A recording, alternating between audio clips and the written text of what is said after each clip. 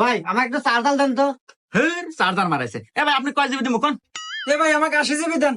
80 GB গেছে। এ ভাই আপনি কয় জিবি কোন? ভাই আমার 40 জিবি দেন। 40 জিবি এ ভাই আমাকে একটা চার্জার দেন। না এ হুমুন্দি তো মাথা খাইলো। এ ভাই চার্জার মার্জার ব্যবসার সময় নাই এখন জানতো, আগে আমাকে ব্যবসা হইবার দেন। আরে ভাই চার্জার বেচা কি ব্যবসা হলো না? এ মিয়া চার্জার বেচে কয়টা লাভ হয়? এখন এমবির যে ব্যবসা চলতেছে লাভের উপর লাভ।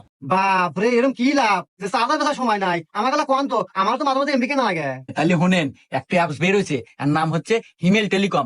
যে অ্যাপস দিয়া সকল সিমে রিচার্জ করতে পারবেন। মিনিট ইন্টারনেট বান্ডিল প্যাকে আপনি 10 টাকা থেকে 450 টাকা পর্যন্ত কমিশন পাবেন।